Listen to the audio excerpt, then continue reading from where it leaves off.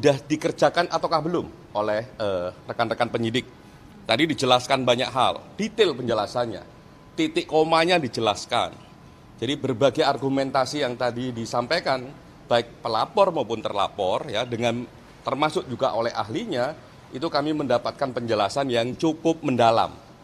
Termasuk misalnya ketika mereka mengatakan kami sudah ambil bukti ini, tolong tunjukkan buktinya. Kami sudah melakukan ini itu, mana administrasinya, ya, mana dokumentasinya dan sebagainya, sehingga itu memberikan gambaran secara utuh bagaimana sebenarnya kasus ini. Termasuk tadi ada pihak UGM, ya. UGM juga kami tanya, betul enggak berbagai peristiwa itu? Betul. Yang kedua, yang nggak kalah penting adalah soal substansi ini, ya, yang ini jadi pertanyaan mendasar, ya. Ini ada ijazah Pak Jokowi. Bagaimana pembandingnya? Nah, bagaimana proses membandingkannya ijazah itu dengan ijazah yang lain? Nah, ternyata yang dibandingkan itu tidak hanya soal ijazahnya. Jadi ada beberapa pembanding, ya, ada tiga pembanding, tapi sebenarnya banyak, tapi yang diambil 3 karena memang aturannya begitu. Nah, itu yang dicek pembandingnya tidak hanya soal ijazah, tapi soal semua berkasnya. Jadi ada kurang lebih 19 sampai 20 item pembanding di situ. Sehingga kita bisa tahu nih, betul enggak. Nah, dalam konteks perbandingan itu yang dicek per dokumen. Ya, per dokumen dicek. Terus kondisi common historicalnya dicek. Misalnya kok kondisi common historical itu kalau ada pertanyaan gini, ini kok ada ijazah satu pakai profesor, satunya enggak, atau pakai pakai SOE, pakai SU, itu juga dicek. Nah, kami mendapat penjelasan yang menurut kami penjelasannya sangat komprehensif, baik dari UGM maupun dari penyidik, termasuk juga dari lapor. Jadi lumayan itu penjelasannya. Lah, yang berikutnya yang nggak kalah penting soal metodologi, ya. Teman-teman pelapor menjelaskan bagaimana mereka punya asumsi, punya analisa yang mereka yakini sebagai fakta, menyimpulkan A. Lah, yang terlapor juga begitu, ngomong keyakinannya B, misalnya begitu. Lah, kami juga ngecek itu ke lapor, apa yang dilakukan oleh lapor, apa yang dilakukan oleh penyidik. Di lapor misalnya dia menjelaskan apa saja yang mereka cek, menggunakan alat apa, metodologinya bagaimana, sehingga kita bisa ukur sebenarnya ini siapa yang memiliki metodologi yang paling kredibel. Nah, kami cek tadi, ya, ngeceknya satu, dari segi bahan, apakah bahannya memang faktual ataukah tidak. Nah, ternyata bahannya ya satu bendel itu banyak sekali, masing-masing 20 item. Jadi punyanya Pak Jokowi dengan pembandingnya masing-masing 19 sampai 20 item. Dicekin semua. Dengan apa yang dicek, salah satu yang paling penting adalah karakter dari kertas. Ya, karakter dari stempel dan sebagainya. Karena itu memang benda fisik, ya, yang mereka pegang dan sebagainya. Sehingga dalam konteks seperti itu, ya, sebagai satu proses metodologi, sebagai satu proses kerja-kerja penegakan hukum, kami mendapatkan gambaran yang kredibel. Yang berikutnya, apakah cara kerja kayak gitu bisa dipertanggungjawabkan? Bisa. Karena kita cek alatnya apa, metode kerjanya ini apakah berstandarisasi ataukah tidak. Alatnya tadi ditunjukin menggunakan alat apa saja, dan alat ini dipakai enggak di lapor yang lain. Nah, alat itu dipakai oleh lapor yang lain.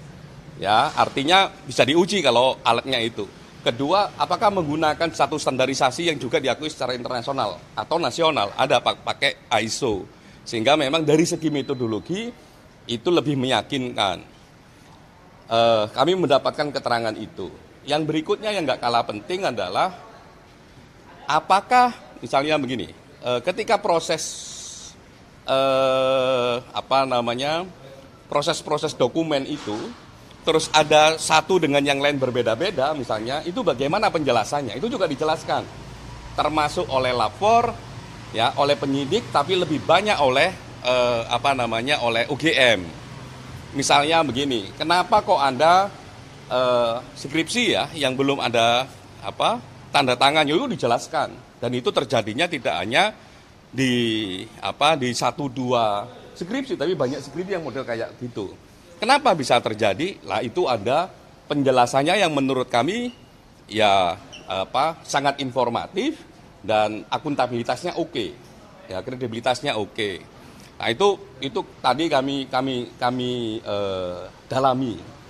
Yang berikutnya yang nggak kalah penting kalau tadi kan su sudah, penggunaan profesor sudah, tanda tangan sudah, termasuk KKN dan sebagainya, mekanisme itu tadi kami mendapatkan penjelasan yang menurut kami dengan pendalaman cukup baik. Lah, kita bilang cukup baik karena di samping kami mendapatkan penjelasan, kami juga minta proses penjelasannya. Jadi kalau mereka ngambil barang dari UGM misalnya, ngambil bukti dari UGM, mana berita acaranya, mana dokumentasinya dan sebagainya. Termasuk juga mekanisme kerja di lapornya. Nah itu kami semua mendapatkan itu, dan prosesnya lumayan kredibel menurut kami. Nah tadi juga ada ombudsman juga aktif, kami juga aktif. Bahkan dalam beberapa konteks Kompolnas lebih aktif untuk menggali sebenarnya ini apa sih fakta-fakta yang melatar belakanginya. Termasuk misalnya ada persoalan ini nilainya D. Wah ini kok D kok bisa lulus misalnya begitu. Kita tanya tadi. Karena kami cek ya di publik yang beredar ini bisa nilainya D dan sebagainya. Ada penjelasannya dan sebagainya. Dan menurut saya karena ada penjelasan dari otoritas UGM, ada kerangka SOP-nya dan sebagainya, ada aturan main yang dari UGM, ini kami anggap itu juga kredibel. Termasuk juga ada perbedaan tata letak huruf di dalam ijazah. Ya, tata letak huruf dalam ijazah itu kan juga dipersoalkan. Nah, kami juga nanya tadi, ini gimana kok Anda dalam satu dokumen, ada beberapa dokumen tata letak hurufnya kok berbeda. Ada yang agak mepet dengan simbol UGM-nya, ada yang agak jauh gitu ya, A-nya. Oh itu ada penjelasannya dan dijelaskan dengan cukup baik, ya, dijelaskan dengan bukti cukup baik, dan menurut kami penjelasan itu masuk akal. Mungkin itu pengantarnya masuk. Sebuah barang yang diklaim itu adalah ijazah asli, katanya ijazah analog dari seorang yang namanya Joko Widodo. Saya harus berkata dengan terus terang. Saya bukan hanya hobi komputer. Saya adalah seorang tukang potret sejak zaman analog dulu. Saya memotret sejak zaman film seluloid. Dan saya bukan hanya bekerja di lapangan sebagai tukang foto. Saya adalah orang yang juga bekerja di kamar gelap. Jadi saya mengerti bagaimana komposisi kalau misalnya kita pakai fixer, kita pakai pengembang, film itu dicuci, kemudian dicetak, kemudian kertas film apa. Dan untuk pas foto, yang tertempel di barang yang disebut ijazah itu, saya dengan lantang dan tegas mengatakan saya sangat ragu bahwa itu usia sudah lebih dari 40 tahun. Terlalu tajam, terlalu baru barang itu sebagai sebuah foto yang dicetak dengan kertas foto di tahun 80-an. Ya, karena kertas foto di tahun 80 itu ada usianya. Bahkan ijazah Dr. Rismond sendiri yang usianya baru sekitar 20 tahunan kira-kira. 23 tahun. Itu pun sudah mulai berburam. Ya, ini masih sangat tegas dan jelas. Ya, tidak seperti. Kemudian khusus untuk detail itu, alhamdulillahnya kami meskipun diminta untuk melihat, kami tetap tidak boleh memegang. Ya, kami tidak boleh merasakan. Padahal dia bilang saya satu lawyer, saya sudah merasakan itu. Kami tidak boleh memegang, bahkan mengintip saja. Untuk melihat ketebalan kertasnya saja tidak boleh. Ya, padahal itu penting sekali. Apalagi memotret. Apalagi memotret, karena kami dan tetap ada satu pertanyaan besar. Karena dalam yang disebut-sebut sebagai ijazah itu, ada sebuah goresan di sebelah kiri, ada sebuah garis yang itu menurut saya tidak lazim untuk sebuah ijazah.